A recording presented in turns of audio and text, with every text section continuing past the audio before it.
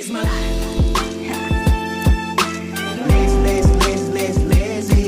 It's my life. I got dirty, dirty, dirty, dirty, dirty. Sistem imun.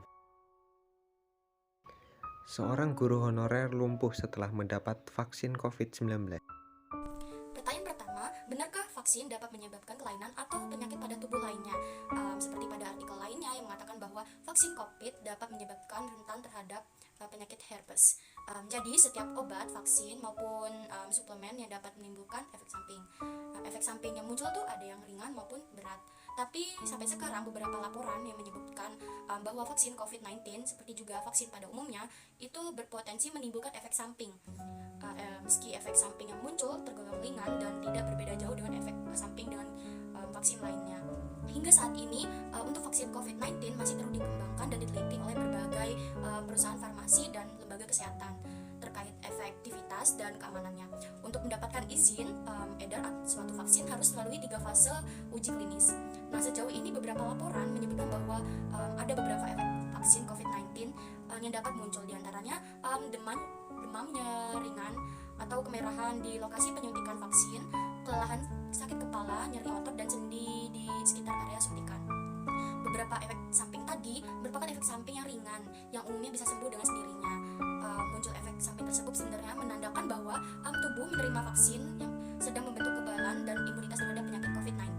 Jadi hingga sekarang masih belum ada kasus maupun ahli yang mengatakan bahwa vaksin dapat menyebabkan penyakit herpes.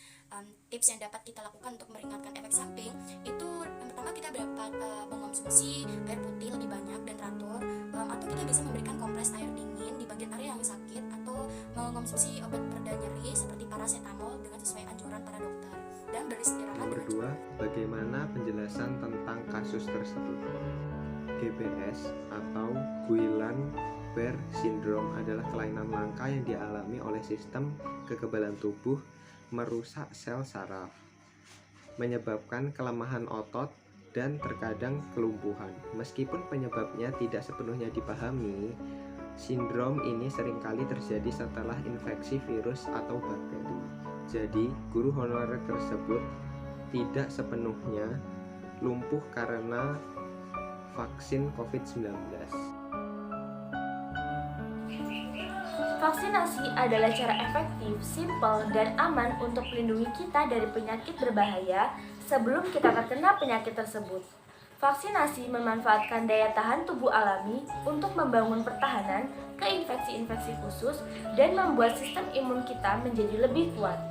Cara kerja vaksin dalam tubuh kita adalah vaksin mengenali kuman yang datang seperti virus atau bakteri, kemudian vaksin menghasilkan antibodi yang merupakan protein yang dihasilkan secara alami oleh sistem imun kita untuk melawan penyakit tersebut. Lalu, vaksin ini akan mengingat penyakit tersebut dan bagaimana melawannya.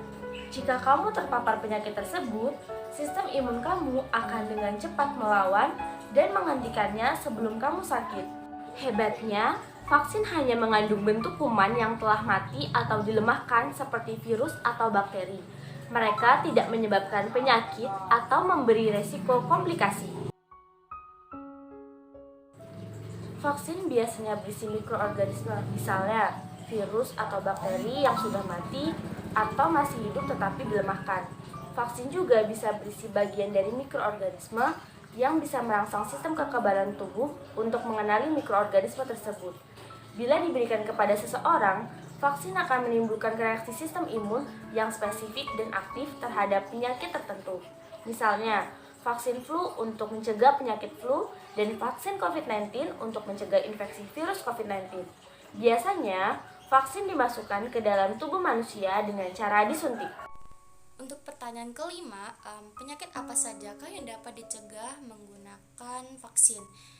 Di antaranya ada hepatitis B, poliomyelitis, tuberkulosis, difteri, pertusis, tetanus, dan pneumonia dan meningitis yang disebabkan oleh Haemophilus influenza tipe B.